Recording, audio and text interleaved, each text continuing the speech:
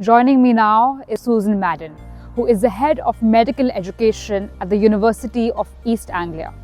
She has more than 20 years of experience in higher education and has led major initiatives that help shape the next generation of healthcare professionals.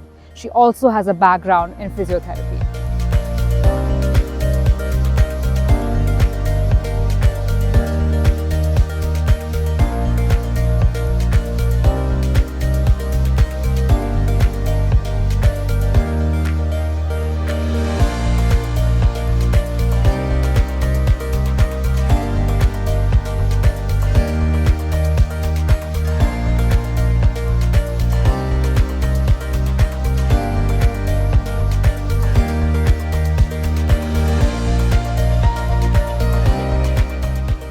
Hello and welcome to the AICON podcast, where we speak to higher education institutions from across the world to understand what's happening in the ever-changing world of education.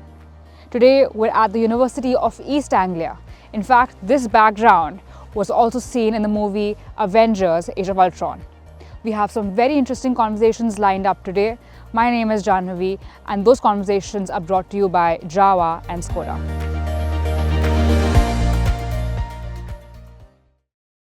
Professor Madden, thank you so much for your time and joining with me today.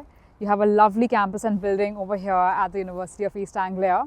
Thank you for having us, first of all. Well, thank you so much for joining us. It's a delight to be able to welcome you all today.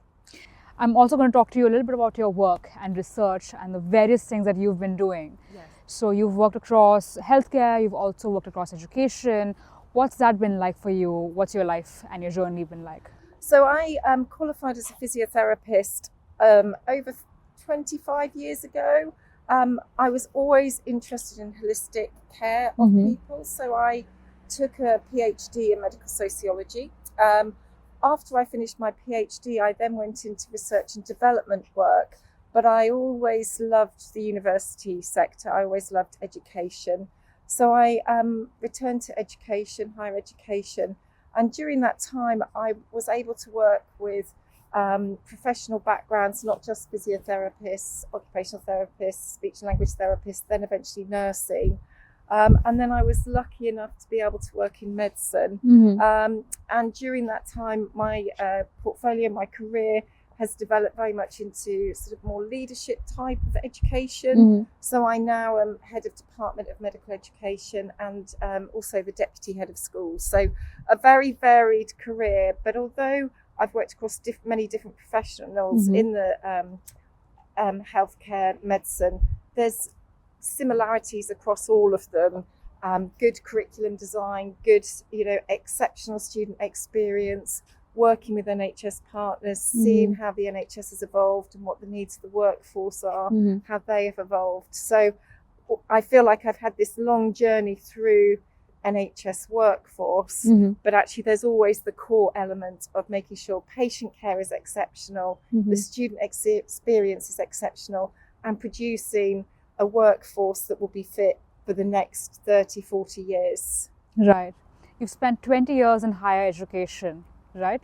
What's that journey been like in terms of teaching? Because you've also been so involved in the healthcare side of things, but also teaching must be quite different. Yes, when I started in education, it was very, very different. So it was very much a traditional, you would get your information from the academic. So as an academic, I would hold the knowledge and I would then share that knowledge with our students. I used to teach a lot of research methods, evidence-based practice.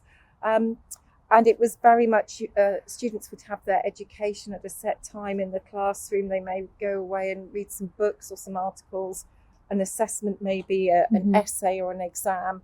Now, of course, we have virtual learning environments. We have things like YouTube. We have so many different opportunities for students to access the information. Really, our role as educators now, I feel, is about how students use that knowledge and developing those critical thinking skills and that critical analysis. So when they find the knowledge and the information, they're able to apply it and critique it in a much higher level, which we never sort of, whilst we developed those critical thinking skills 20, 30 years ago, a core part of our role was still very much we would find the information, we would find the knowledge for them. So When I started in higher education, we really didn't have the internet, which does feel slightly strange to talk about it like that. But accessing the internet was still very difficult. The information on the internet was still very limited. Whereas now for our students, there's almost so much information out there. It's how we guide them through that so that they can critically analyse it and feel confident that the knowledge they're finding is of a strong enough evidence base, really. Now, of course, we've got AI, we have got all of our ChatGPT, generative AI, and now we're taking the next step forward and trying to really support our students about how they will then use that, not just now, but in the future. Got it.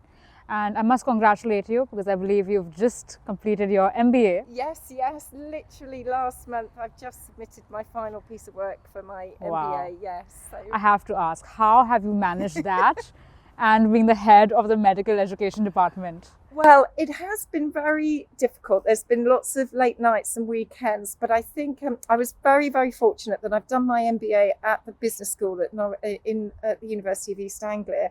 And I've really been able to utilise the knowledge and skills developed during my MBA and then been able to apply them directly in my workplace. So as I've been head of department, as I've shaped the department, I've been able to draw directly from that experience and that educational development.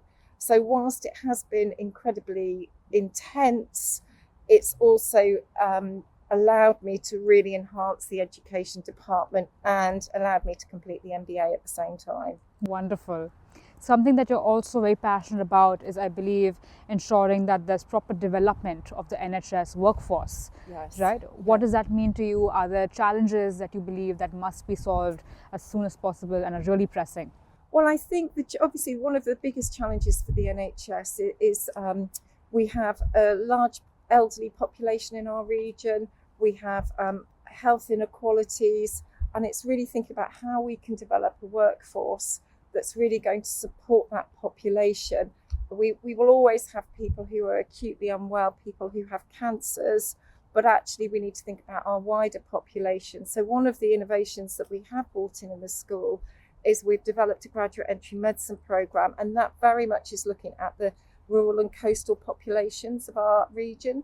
So we want our students to train in those areas, to really spend time with the population so they understand the complexities of living with long-term conditions. And I think that goes across all of our workforce. When people have these long-term conditions, often have 3 or 4 conditions at the same time, how do we maximise an individual's quality of life so they can really live a good, healthy, well life, rather than just treating a particular condition at a particular time. And I think that is a real challenge for all of us, and that's what we're looking at in the future for our school, but also making sure that our graduates still feel able to become surgeons if they want to work as acute physicians. Our head of school is a haematologist. We still need those specialists as well, but it is thinking about our wider population and their needs. Right. And lastly, what's one major change that you think we must make while, essentially raising the next generation of healthcare professionals? I think obviously AI is a massive change for us, not just in terms of the sort of generative AI, but also thinking about how we can utilise simulation that comes through to enhance the education of our students and our postgraduate students. But also some of the other tools, for example, we're doing a lot of work around synthetic voice generation at the moment. How can we develop that to really support our student experience and our patient experience, actually? So that is a really critical element for us at the moment because it changes so quickly. Every day something develops. So we're trying to support our students to use it. We're trying to integrate it within our curriculum whilst also thinking about how it's going to be used in the NHS. Wow, wonderful. Thank you so much for your time. It's been lovely chatting with you, Professor Susan. Really had a wonderful chat with you, and thank you so much. And thank you so much for visiting. It's been a delight to have you all here. Thank you so much for having us here. Thank you.